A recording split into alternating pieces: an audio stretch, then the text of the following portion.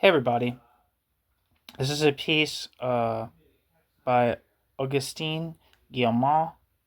It's titled From the Russian Revolution of 1917 to Stalinist Totalitarianism.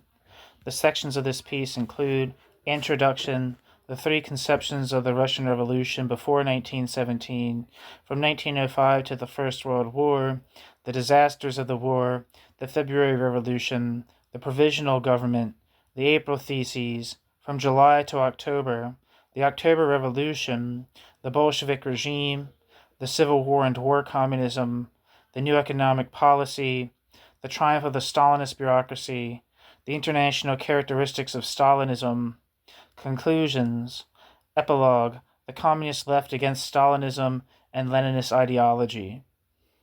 So here we go. Introduction. Actually, I should probably look up Agustín Guillamón.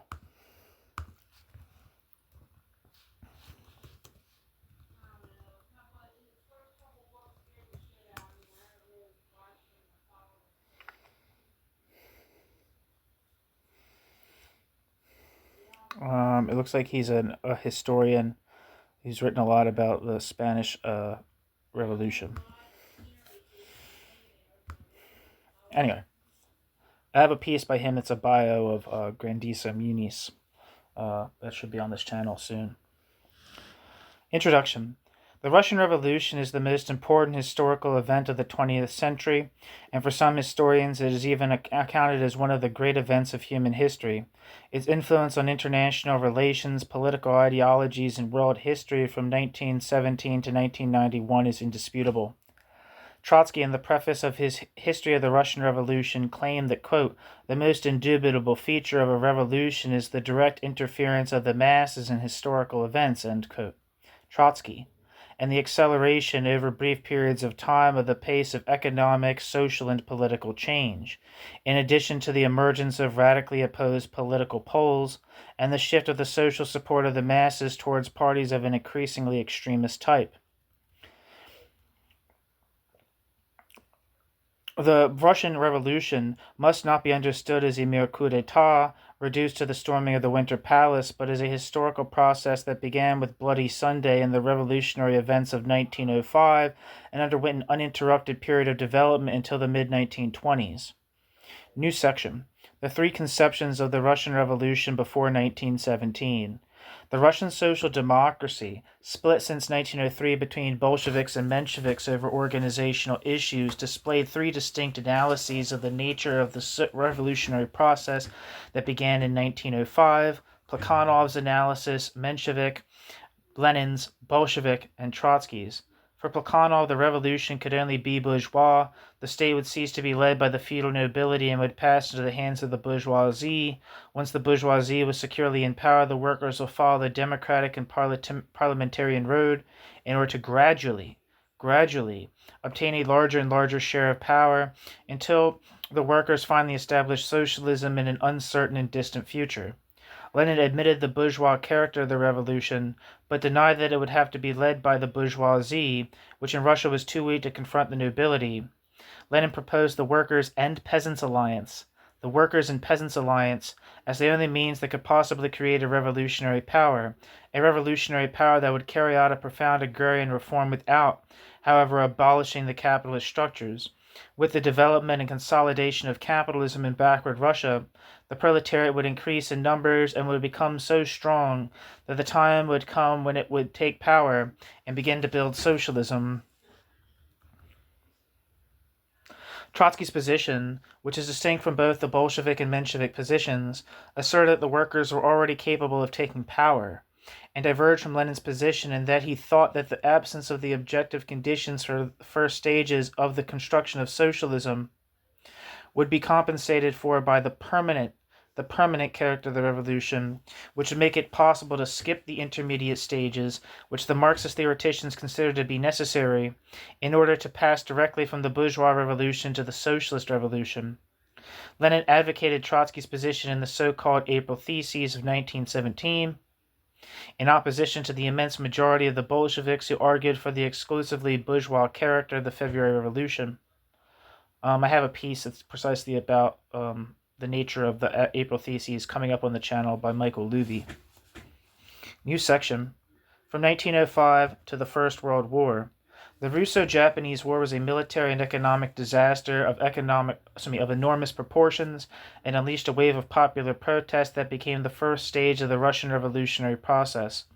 On the 3rd of January 1905, the strike at the Putilov Works in St. Petersburg began. On Sunday, January 9th, quote, Bloody Sunday, Tsarist troops fired into a peaceful and defenseless crowd led by Father Gapon that was attempting to deliver a petition to the Tsar, leaving hundreds dead and thousands wounded. The strike spread throughout the entire country over a period of 2 months. In June, the sailors of the battleship Potemkin mutinied in Odessa. In October, the naval crews at Kronstadt revolted.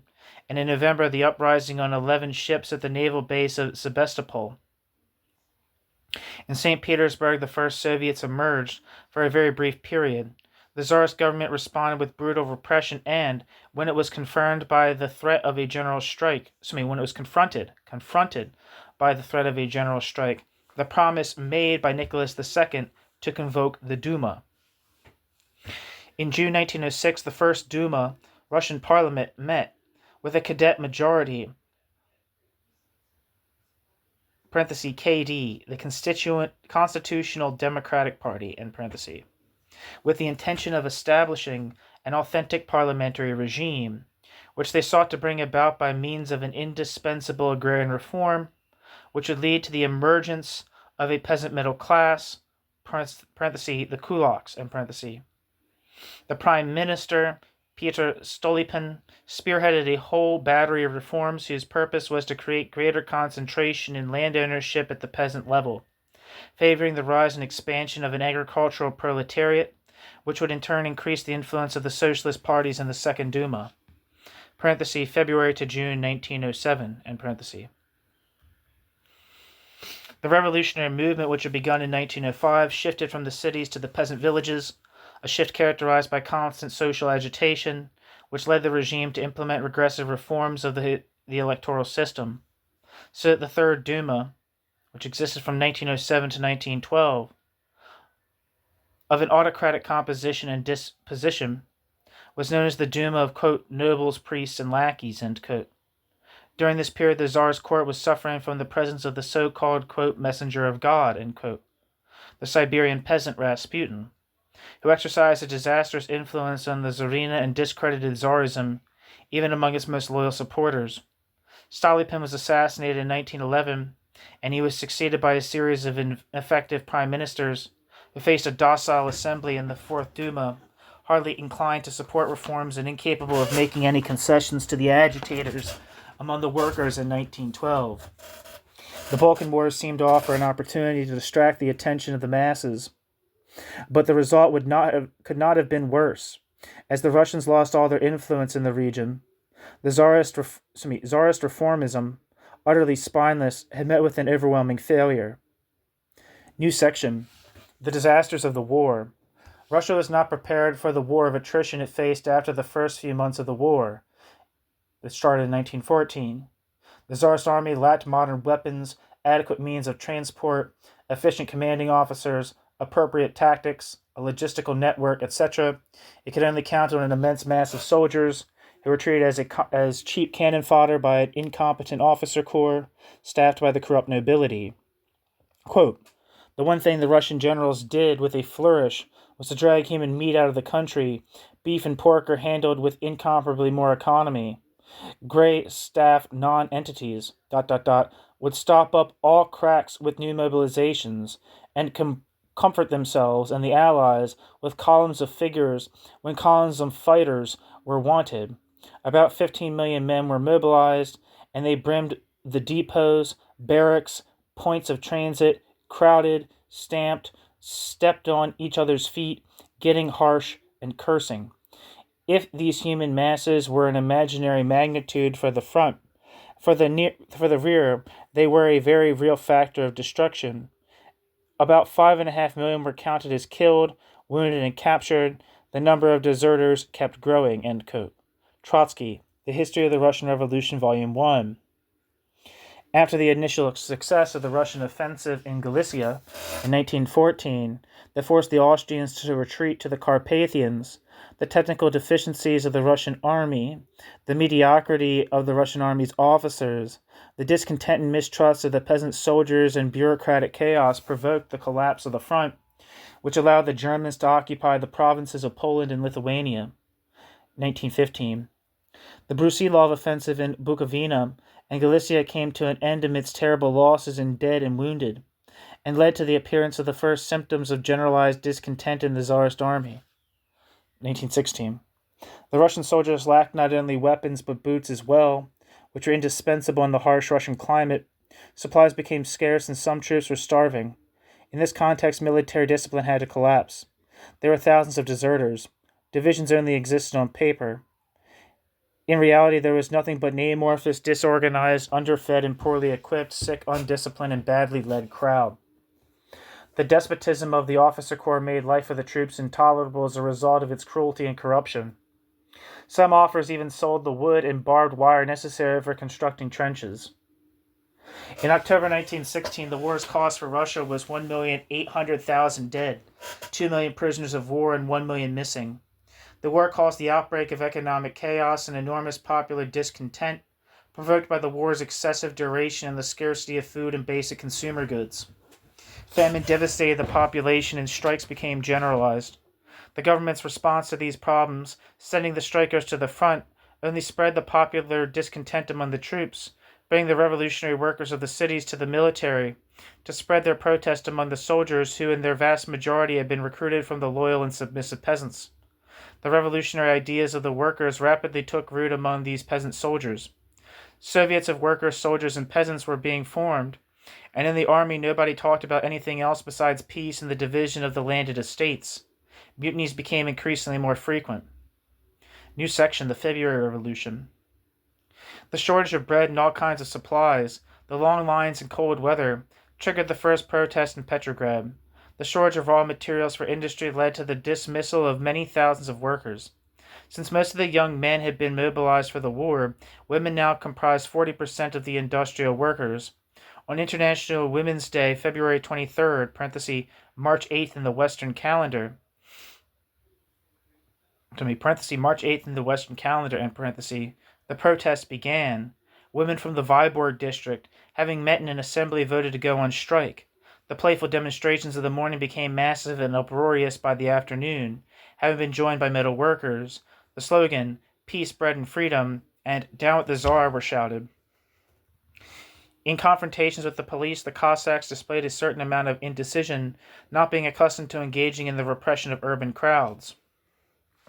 The left, including the Bolsheviks, who enjoyed the support of the majority of the workers in Viborg, had advised against going on strike and instead recommended the workers should wait. They were caught by surprise by the power of the movement. On the next day, 150,000 workers demonstrated in the streets, and the Cossacks, the most loyal troops of the Tsarist regime, began to be overwhelmed by the masses of the crowds and in some places refused to shoot, or only fired above the heads of the crowds. The city was paralyzed. On Znamenskaya Square, there was a confrontation between the Cossacks, defending the threatened crowds, and the mounted police, which ended with the flight of the police. This meant that the Tsarist state not only lacked troops to repress the insurrection, but that its troops were even against it.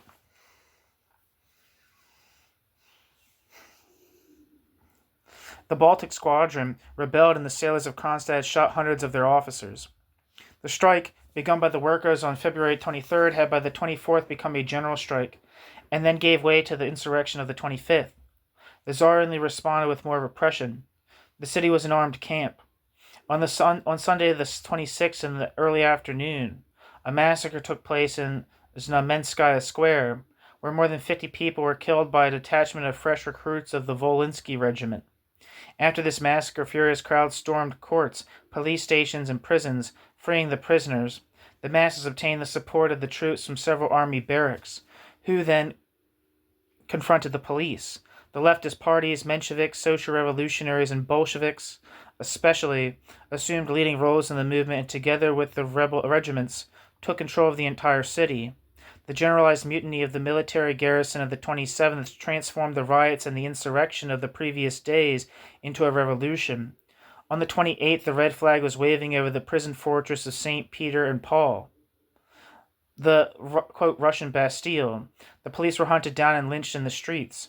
On the same day, the 28th, in the left wing of the Tauride Palace, the Petrograd Soviet was created, while in the right wing, the Duma met, and the two rival power centers were already apparent, located in the same building.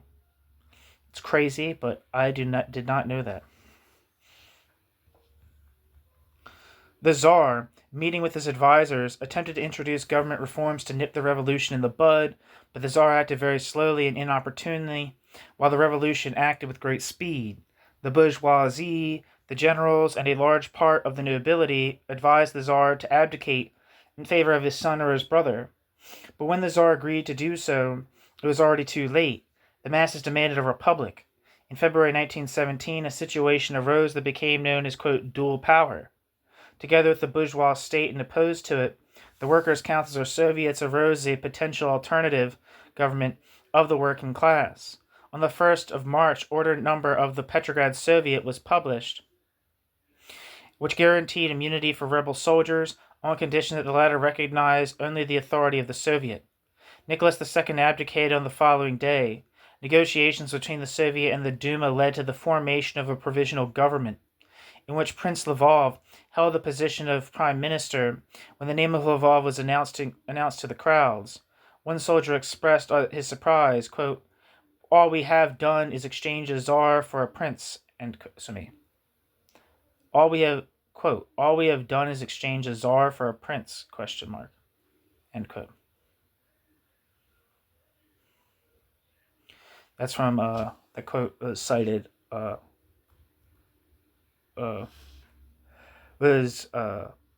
quoted in Orlando Figes.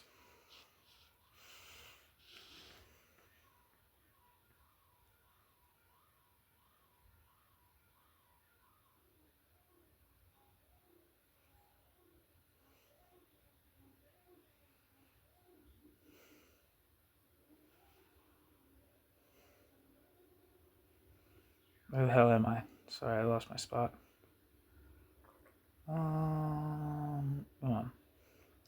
New section, the provisional government.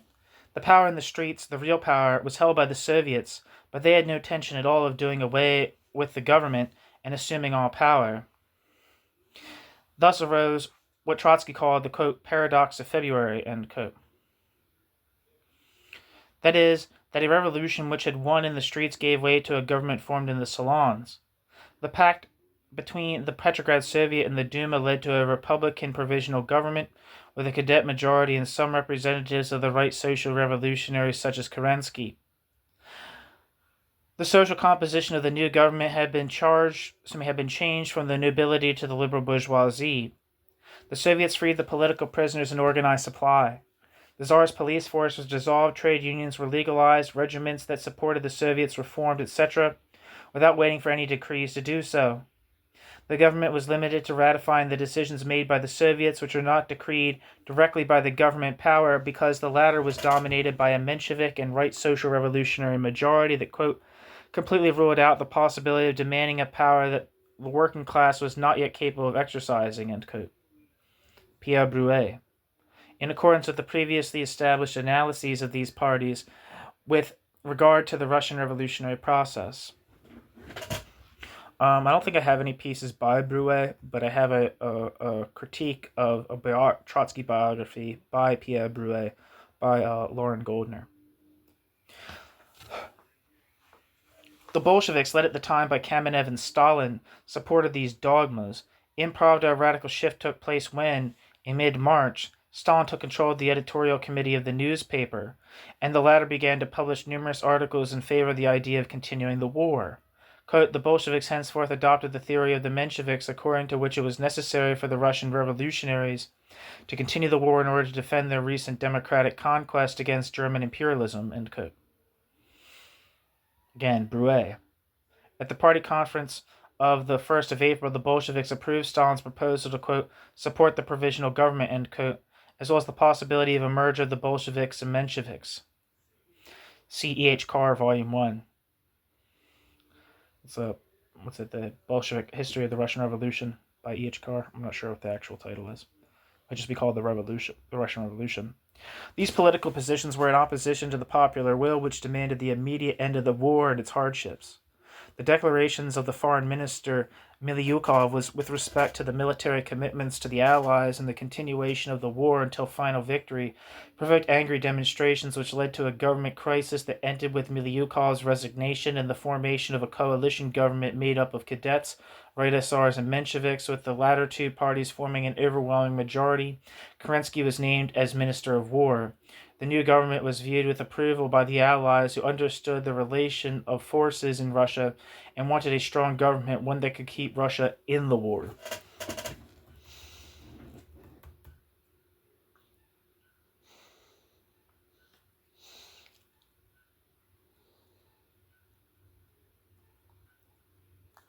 New section. The April Theses. Lenin, enraged by what he considered to be the suicidal and catastrophic policy of the Bolshevik Party, wrote the so-called Letters from Afar while he was in Zurich in March, in which he elaborated the Bolshevik program for the next stage of the revolution, transformed the imperialist war into a civil war, no support for the provisional government, clear differentiation from the Mensheviks, expropriation of the landed estates, arming the workers to form a workers' militia, and immediate preparations for the proletarian revolution. All state power must pass to the Soviets. All state power must pass to the Soviets. The Bolsheviks in Russia, who did not accept the novel positions of the exiled Lenin, only published the first of the 4 letters. Lenin and the other exiled Russian revolutionaries in Switzerland sought by every possible means to return to Russia immediately. Since the Allies denied them visas, they consented to return to Russia via Germany and German-held territory. The German authorities thought that the Russian revolutionaries would help create a chaotic situation that would hasten the defeat of Russia. Lenin and Lenin's comrades traveled across Germany in a, quote, sealed train car. Later, the enemies of Lenin and the Bolsheviks used this episode to accuse them of being German spies. Lenin arrived in Russia on the 3rd of April 1917 at the Finland station in Petrograd. Lenin's positions, which became known as the April Theses, were misunderstood and rejected by the majority of the Bolshevik leadership. On the 7th of April, they were published in a brief historical article titled The Task of the Proletariat in the Present Revolution, in which Lenin tacitly embraced Trotsky's theory of permanent revolution.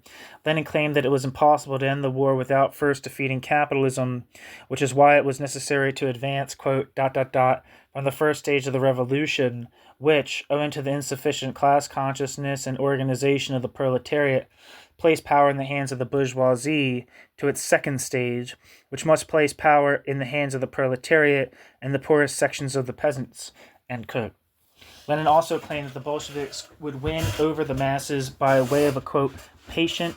explanation of, end quote, their policies, quote, as long as we are in the minority, we carry on the work of criticizing and exposing errors, and at the same time we preach the necessity of transferring the entire state power to the Soviets of workers' deputies so that the people may overcome their mistakes by experience, end quote.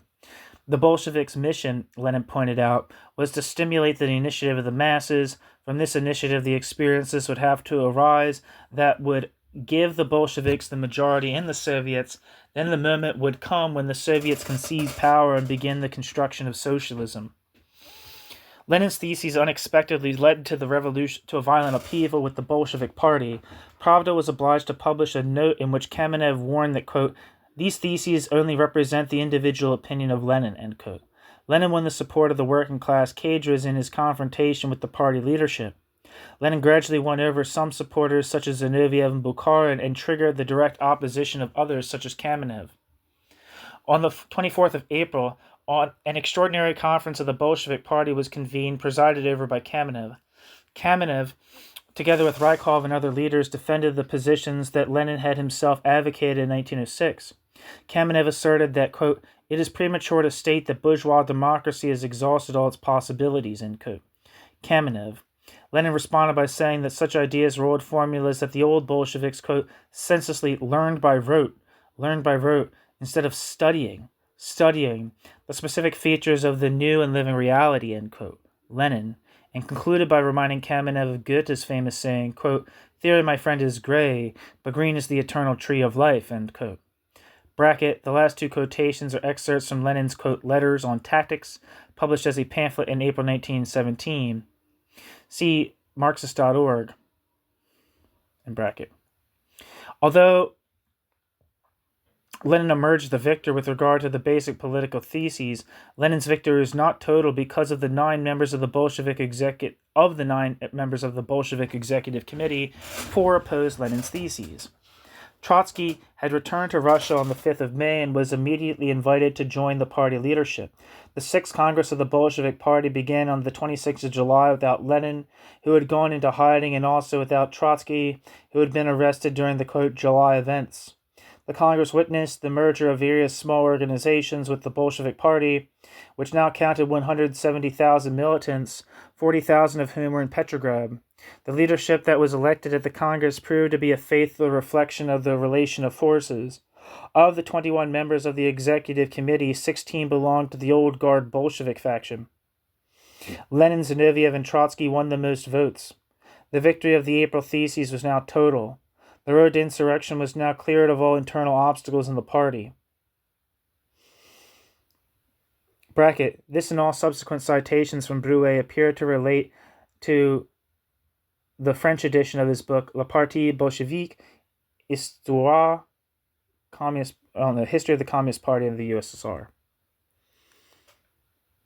End bracket.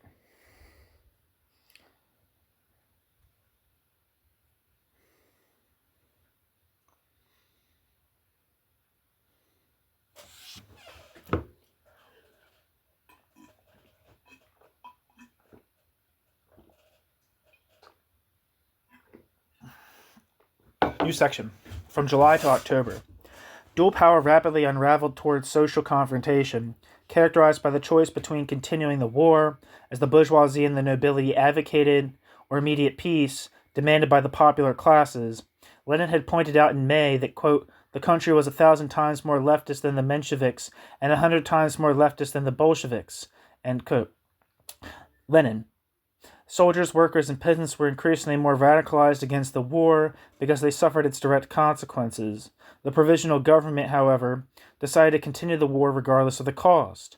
Pressure from the Allies and the, quote, civic patriotism, end quote, of the provisional government caused the latter to launch an offensive under the command of Brusilov, which ended in a military catastrophe and mass desertions. The order to transfer the Petrograd garrison to the front led to an uprising of the soldiers that was joined by the workers. The popular demonstrations of July 3rd and 4th culminated in the occupation of Petrograd by the masses, who demanded the resignation of the provisional government.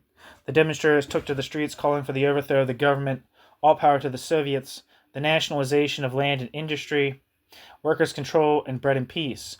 The cadets availed themselves of the opportunity presented by the crisis to resign from the government, and Kerensky assumed the presidency of a government that was now composed solely of Mensheviks and right SRs.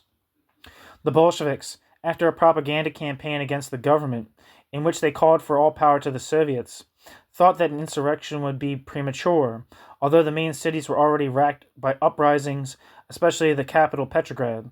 The Bolsheviks were not only incapable of stopping the insurrectional movement, but were, at first, shouted down by the masses until they finally joined them.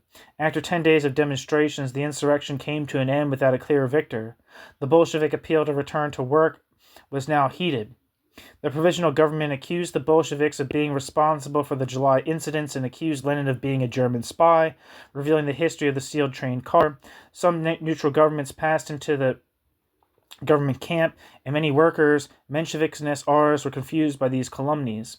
At this point, which was so favorable to the government, the repression against the Bolsheviks was initiated. Their press was banned. Their local offices were attacked. Trotsky and Kamenev were arrested. Lenin went into exile in Finland, and the most high-profile Bolshevik cadres went into hiding. The most important phenomenon, however, took place in the rural areas. The peasants had not only ceased to believe in the premises of reform of the socialists and the successive provisional governments, but also influenced by the appeal of the Bolsheviks to direct action in the occupation of the land, engaged in a generalized occupation of landed estates throughout the entire country. The cadets reassumed their posts in the government and demanded, in a kind of ultimatum, harsh measures against the spread of disorder. Kerensky, however, proved to be incapable of establishing social order and military discipline. The repression carried out by the Cossacks against the peasants caused the peasants to irremediably move closer to the Bolsheviks, who proclaimed the slogan, "Bread, peace, and land." In August, Kerensky convoked a national conference, attended by political, social, economic, and cultural forces from the whole country, for the purpose of achieving, quote, "an armistice between capital and labor," end quote. Brouet. The Bolsheviks boycotted the conference, which was a complete failure. All that was left was the military coup d'état. The bourgeoisie, the nobility, the allies, and the general staff promoted a coup d'état, which was to be led by General Kornilov, and who had then enjoyed the full confidence of Kerensky. Kornilov, at the command of Cossack troops, moved towards Petrograd on the 25th of August. Kerensky stripped Kornilov of his command, although he continued to hold confused negotiations with Kornilov, while cadets and Mensheviks abandoned the government. Kerensky, a caricature of a new czar, went to the front in order to try to avoid facing the real problems.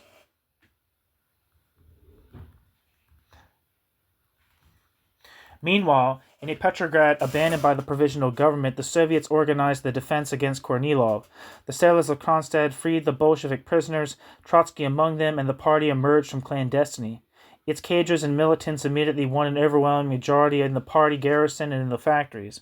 Trotsky was once again elected to the presidency of the Petrograd Soviet and formed the Revolutionary Military Committee, an organ of the Soviet that merged its troops with the recently created Red Guard, composed of groups of armed workers. Kornilov and Kornilov's Cossacks could not even get near Petrograd. The railroad workers refused to allow the trains carrying Kornilov's troops to proceed, or else they diverted them to other destinations. The soldiers themselves mutinied as soon as they became aware of the nature of their mission. On the 3rd of September, Kornilov called off his coup d'état and surrendered to the government. The coup attempt to turn the situation to the advantage of the Bolsheviks. The soldiers' assemblies arrested and sometimes executed officers suspected of sympathizing with Kornilov's coup attempt and approved of resolutions in favor of Soviet power and peace. On the 31st of August, the Petrograd Soviet demanded that all power should pass to the Soviets, and on the 9th of September, it condemned the idea of a coalition with the bourgeoisie. On the 13th of September, Lenin sent 2 letters to the Central Committee of the Bolshevik Party in which he maintained that the preconditions for the seizure of power had sufficiently matured.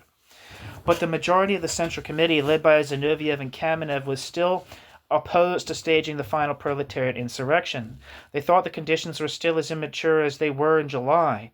Trotsky supported the insurrection if it was carried out to coincide with the Soviet Congress. Trotsky supported the insurrection if it was carried out to coincide with the Soviet Congress, which was scheduled to meet at the end of October. Lenin only obtained the support of the young Smilga, president of the Finland Soviet. On the 10th of October, Lenin, wearing a disguise composed of a wig and a hat, and having shaved his goatee, returned to Petrograd from exile in Finland in order to drag the Central Committee by 10 votes against 2, Zinoviev and Kamenev, to a resolution in favor of insurrection, so that preparations were immediately undertaken. New section. The October Revolution.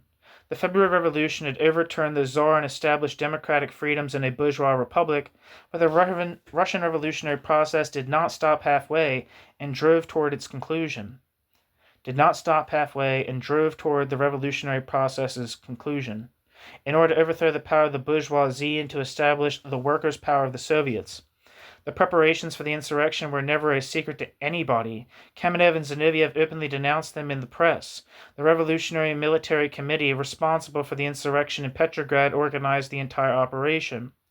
Furthermore, the October insurrection was not actually carried out in obedience to a decision made by the Bolshevik Party Central Committee, but as a refusal of the Soviet to comply with the order issued by the Kerensky government to send 2/3 of the Petrograd garrison to the front.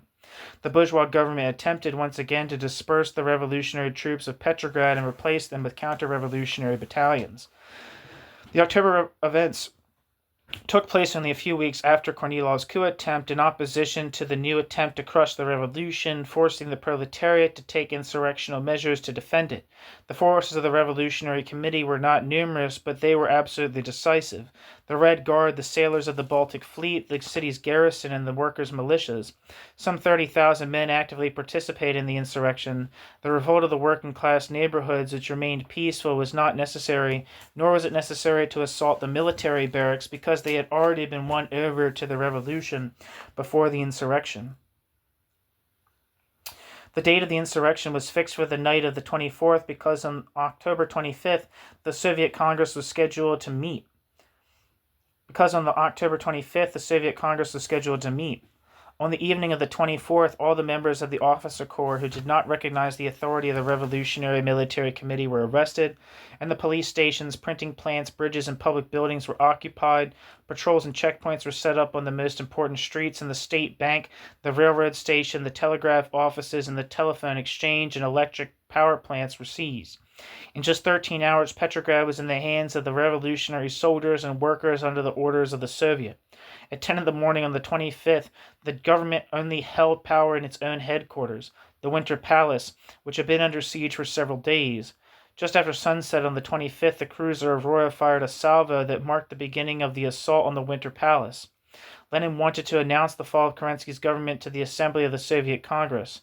The troops defending the palace resisted until they were given the chance to escape. Finally, the Winter Palace surrendered during the early morning hours of the 26th of October.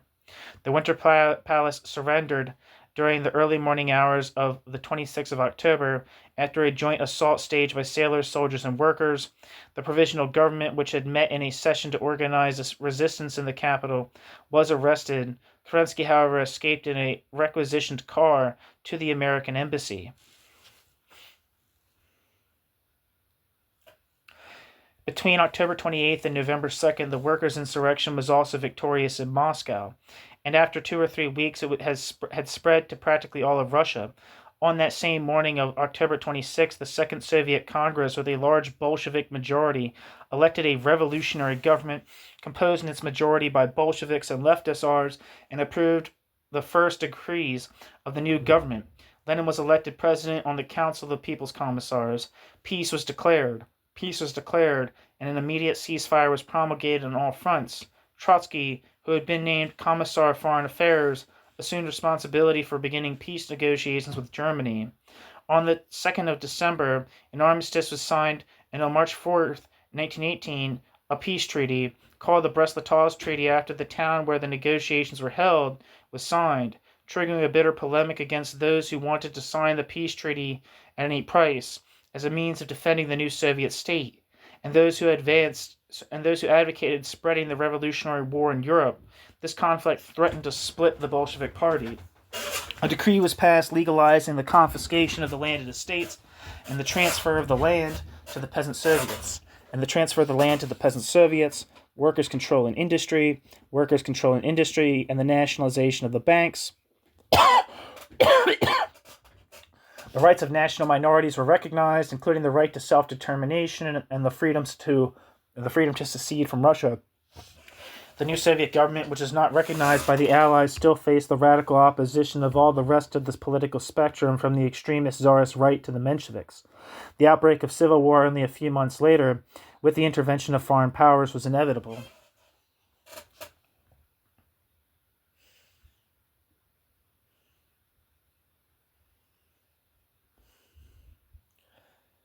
New section, the Bolshevik regime. The Bolsheviks were politically isolated and faced serious problems. The Mensheviks still thought that the seizure of power by a workers' party was madness, since the famous, quote, objective conditions, end quote, prevented the process from going beyond the tasks of a bourgeois revolution. According to them, what was needed now was to develop democratic liberties.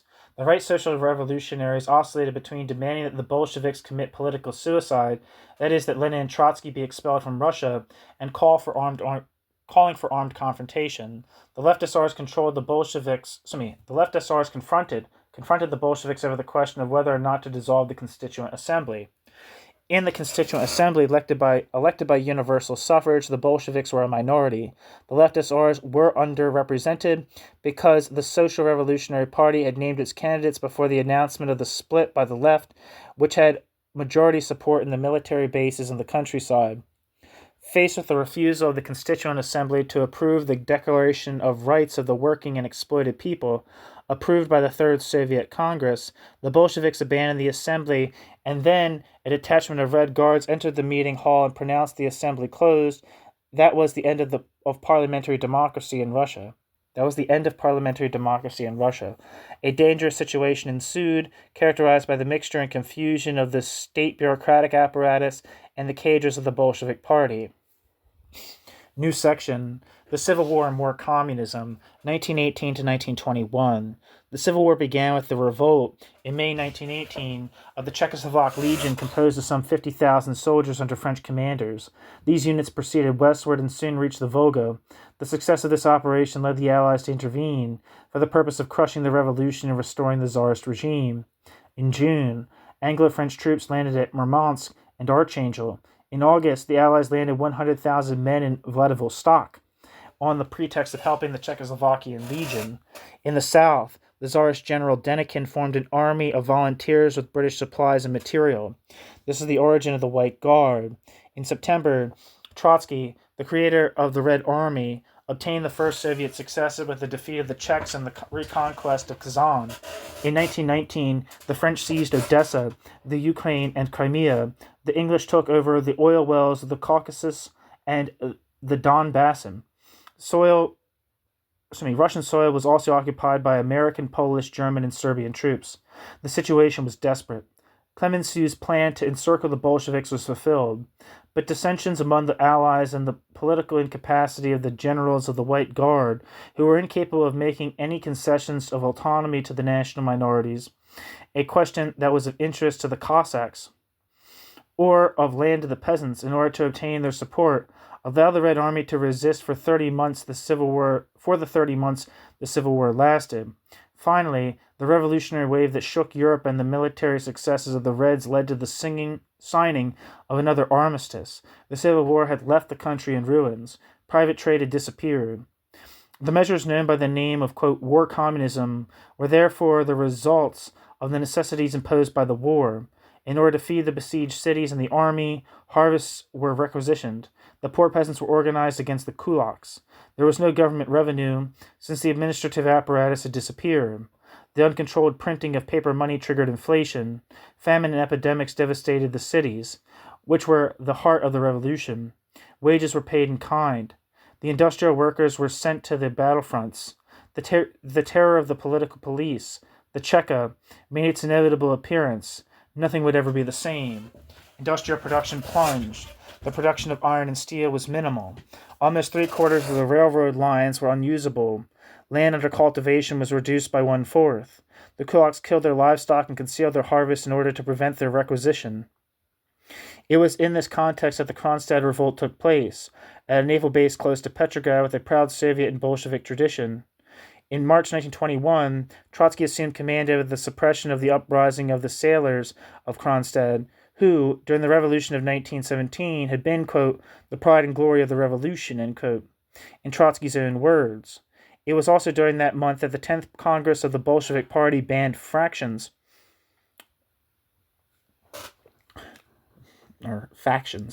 and tendencies in the Bolshevik Party. And when Lenin proposed the, quote, new economic policy, during that same period, no less than 50 separate peasant revolts were underway.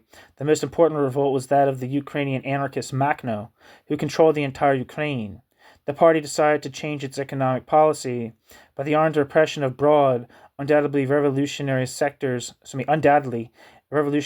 the population constituted a counter-revolutionary turning point for the Soviet Revolution.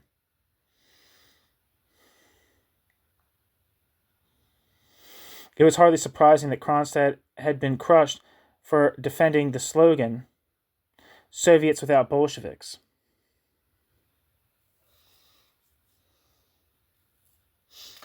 New section, the new economic policy, 1921 to 1927.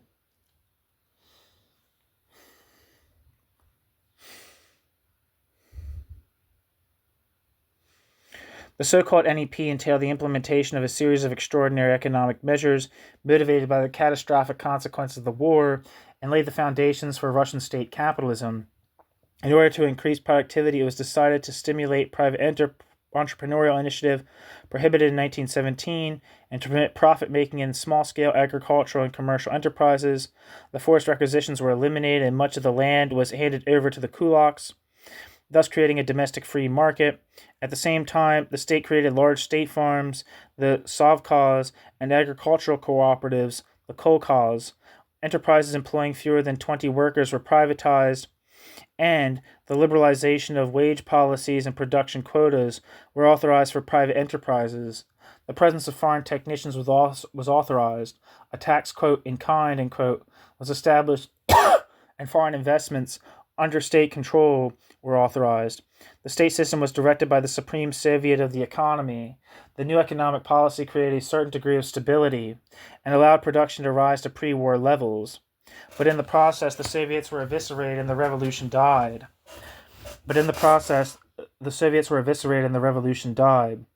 The NEP came to an end in 1927 with the announcement of the first 5-year plan, which placed economic priority on heavy industry to the detriment of consumption goods.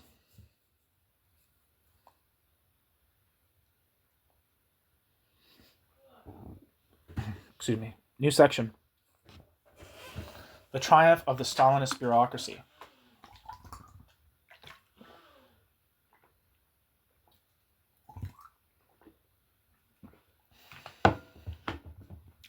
As a result of the disasters, impoverishment, and devastation caused by the Civil War, the isolation of the Russian Revolution following the failure of the International Revolution, the deaths of numerous Bolshevik militants, economic chaos, a famine that caused millions of deaths, and generalized misery, but above all, thanks to the identification of the party with the state, a bureaucracy arose which secured its position with the victory of the political counter-revolution and the costly and poorly managed industrialization imposed by the victorious state capitalism. In 1922, Lenin had warned of the dangers of this statist trend. The bureaucracy had rendered the Soviets, the trade unions, and the party cells and committees meaningless and subjected them to the state apparatus and its counter-revolutionary directives. As of 1923, Stalin embodied this new bureaucracy of the party state that led a brutal political counter-revolution.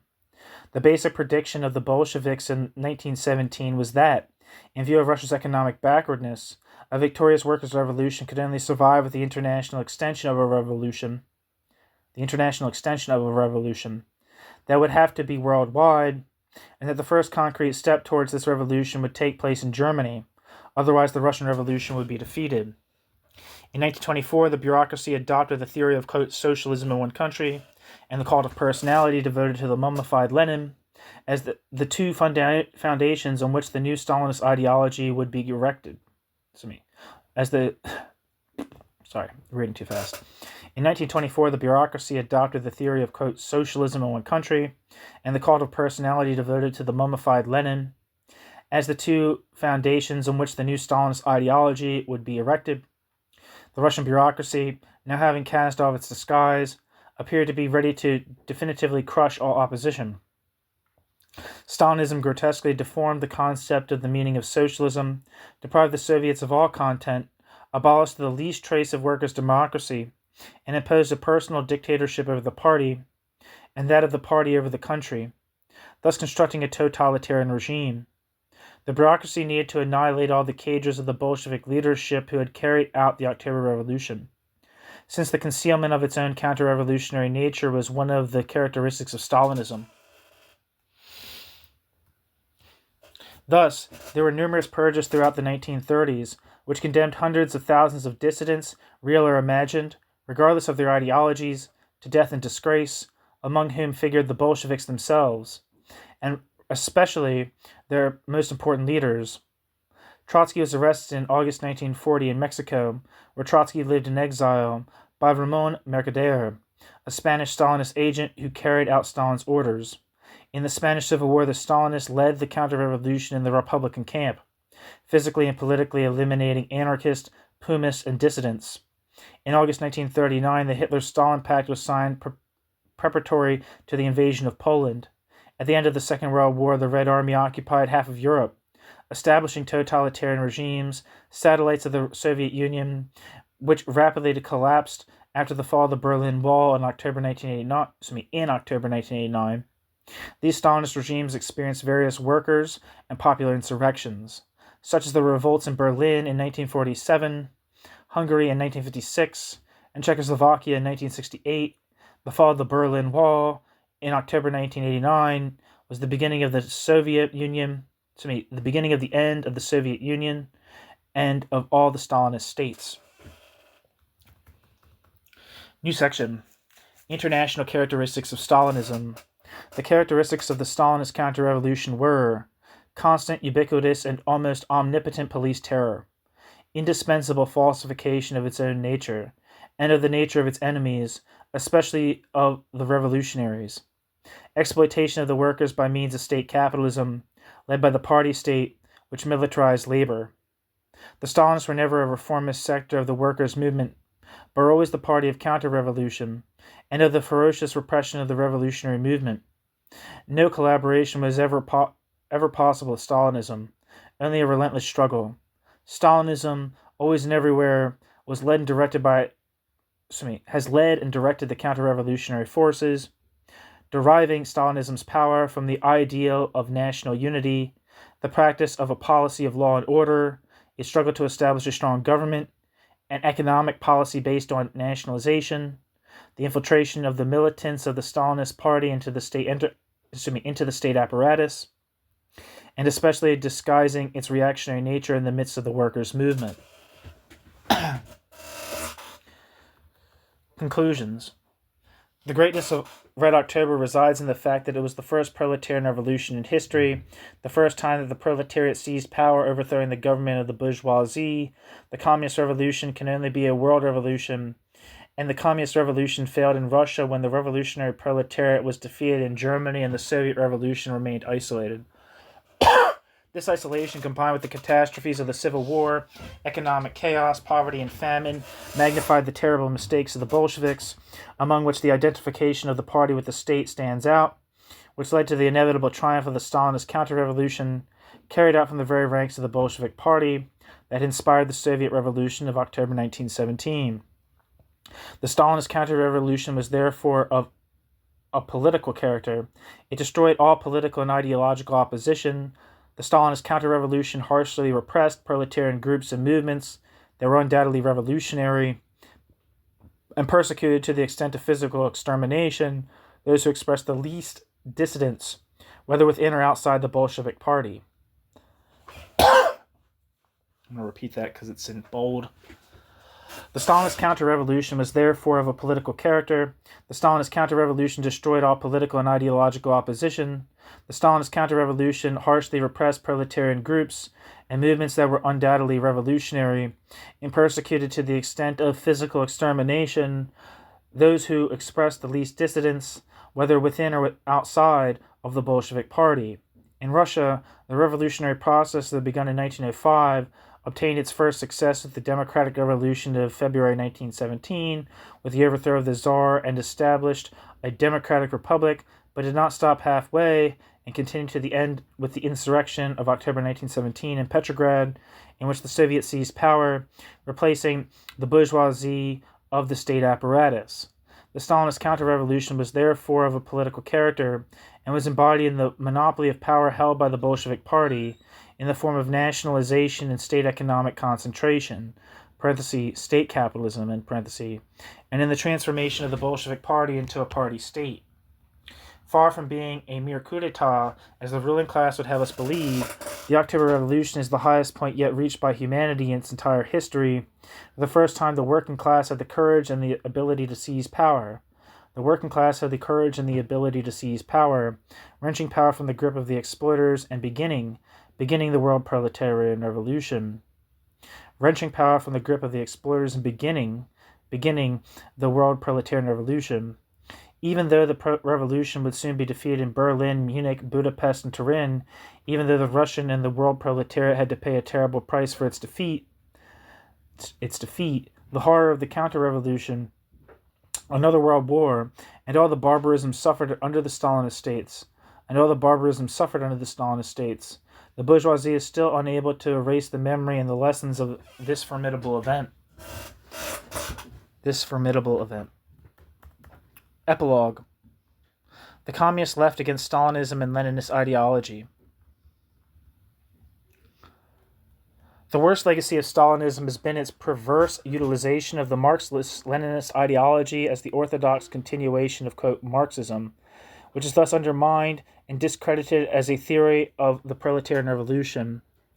Leninism used a Marxist language to justify totalitarian regimes, which had nothing to do with Marx's analyses, which he produced between 1844 and 1883 concerning capitalism and the exploitation of the proletariat.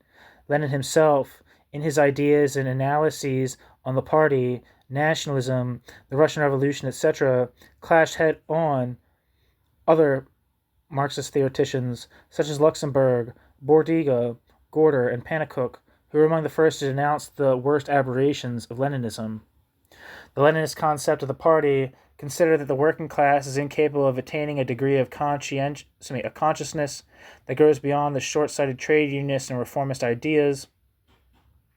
The Leninist conception of the party considers that the working class is incapable of attaining a degree of consciousness that goes beyond short-sighted trade unionist and reformist ideas. The party must inoculate the working class from the outside with socialist and revolutionary consciousness. This idea, as Pannekoek demonstrates in his book, Lenin as Philosopher, is foreign to Marx, who clearly proclaimed that, quote, the emancipation of the workers will be the task of the workers themselves, end quote. Marx. The bourgeois right of national self-determination, proclaimed by Lenin, introduces nationalist ideology as a fundamental goal of the proletariat in the struggle for its emancipation. As Rosa Luxemburg stated in her debate with Lenin, the ideology of national liberation of the oppressed peoples is a bourgeois ideology, absolutely foreign to the class struggle and the emancipation of the proletariat. The tactics employed by the Bolsheviks in Russia could not be applied to the situation in Western Europe of the time, where the Communist parties advocated anti-parliamentary and anti-trade union tactics and were dogmatically condemned by Lenin. See the open letter to Comrade Lenin, written by Gorder to respond to Lenin's pamphlet, Left-Wing Communism and Infantile Disorder. There is then an entire Marxist corpus which denounces not only the totalitarian barbarism of the Stalinist and fascist regimes, but also some of the worst theoretical aberrations of Leninism. This corpus is the inalienable inheritance that has been bequeathed to us by the various fractions of the communist left. Neither Leninist ideology nor Stalinist totalitarianism are Marxist. By Marxism we mean the critique of the political economy of capital, carried out by Marx in the mid-19th century, Marx's method of research, and the theoretical elaboration of the historical experiences of the proletariat, such as the Communist Manifesto, Capital, the 18th Brumaire, etc., continued by Engels, Luxemburg, and the communist left, Russian, Italian, and German Dutch. This communist left was composed of tiny fractions that, in harsh conditions of isolation and physical and political persecution, criticized utilizing the Marxist method, and in the practice of the class struggle, the distortions of the Third International, and Stalinist and fascist totalitarianism, the Marxist critique of the Stalinist regimes, the result of the theoretical analysis and the struggle of these left communist fractions within the Communist International itself, which define with greater or lesser clarity these regimes as state capitalists, can be found in the bibliography listed below. All right, that's the end of the piece. Thank you for listening.